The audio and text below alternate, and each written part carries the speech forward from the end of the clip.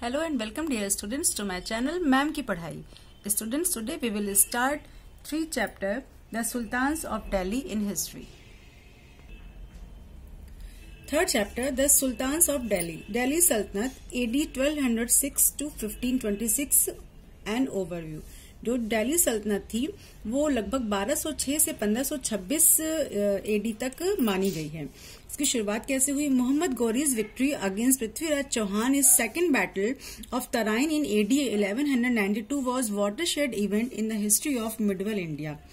Medieval India में सबसे ज्यादा जो मेन चीज मानी जाती है वो है मोहम्मद गौरी की विजय पृथ्वीराज चौहान पर, जो कि तराइन के एक बैटल में हुई थी 1192 एडी में, जिसके बाद से वहां पर अफगान रूल इंडिया में हो गया था. द रूलर्स कॉल्ड देमसेल्फ सुल्तान, और उस टाइम के जो रूलर्स थे वो अपने आप को सुल्तान कहते थे. The period saw the rule of 5 dynasties of Turkish Afghan origin. तो इस जो सल्तनत काल में जो रूलर्स थे वो 5 डायनेस्टीज इसमें आई थी, जो कि टर्किश अफगान थे. इनमें से फर्स्ट मामूला किया slave dynasty, second Khilji dynasty, third Tughlaq dynasty, fourth Syed dynasty and the last Lodhi dynasty. We are going to start the slave dynasty. Slave dynasty यानी कि गुलाम वंश. This dynasty is called the slave or Mamluk dynasty because its 3 army sultans themselves were slaves. इनमें से जो 3 इस सुल्तान के इस slave dynasty के जो सुल्तान थे वो स्लेव थे यानी गुलाम थे, जो कि इल्तुतमिश था, बलबन था, और ये दोनों जो थे वो खुद कुतुबुद्दीन ऐबक के गुलाम थे, जो कि खुद ही एक गुलाम था किसका? मोहम्मद गौरी का. कुतुबुद्दीन ऐबक से स्टार्ट करते हैं, जो कि फर्स्ट फाउंडर था कुतुबुद्दीन ऐबक की स्लेव डायनेस्टी का. Qutubuddin Aibak. Mohammad Ghori's death in AD 1206. Qutubuddin Aibak, a Turkish slave who had played an important role in Ghori's expansion plans in India, proclaimed himself the Sultan and ruled from Delhi. Mohammad Ghori की death के बाद कुतुबुद्दीन ऐबक ने खुद को सुल्तान declare कर दिया और दिल्ली से रूल करना शुरू कर दिया. Qutubuddin was the founder of slave dynasty. यही ही फाउंडर था, यानी कि इसी ने स्लेव डायनेस्टी की शुरुआत की थी.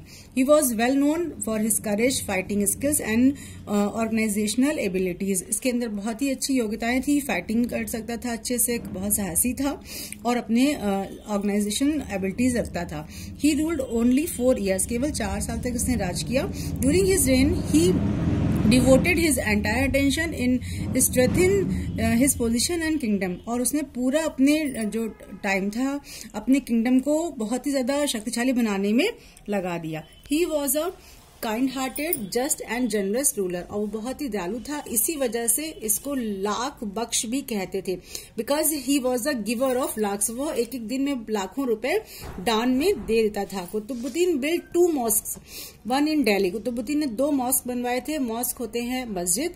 एक दिल्ली में बनवाया था जिसका नाम कुव्वत उल इस्लाम था, एंड अदर एट अजमेर, और दूसरा उसने अजमेर में बनवाया था जिसका नाम था 2.5 दिन का झोपड़ा.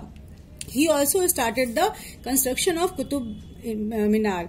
उसने कुतुब मीनार का कंस्ट्रक्शन शुरू करवाया था, मगर उसके पूरा होने से पहले ही उसकी डेथ हो गई थी. अब उसके बाद Iltutmish. Aibak was succeeded by his most favourite slave and son in law Iltutmish. जो ऐबक था उसके बाद उसका सबसे फेवरेट जो स्लेव था वो राजा बना या सुल्तान बना, वो ही उसका सन इन लॉ भी था. उसने कुछ खास चेंजेस अपने एम्पायर में किए. First, Iltutmish first suppress his rivals and secured his throne. उसने अपने दुश्मनों को खत्म किया और अपने सिंहासन को सिक्योर किया. Second, organise the army. उसने अपनी आर्मी को ऑर्गेनाइज किया. Third, he organise the ruling nobility of the period called Chalisa. उसने कुछ खास नोबल्स के एक ग्रुप को बनाया जिसका नाम उसने चालीसा रखा. He divided his empire into many small and big pieces of land called इक्तास. उसने अपने पूरे एम्पायर को छोटे छोटे टुकड़ों में बांट दिया, जिसका जो हर टुकड़ा इक्ता कहलाता था.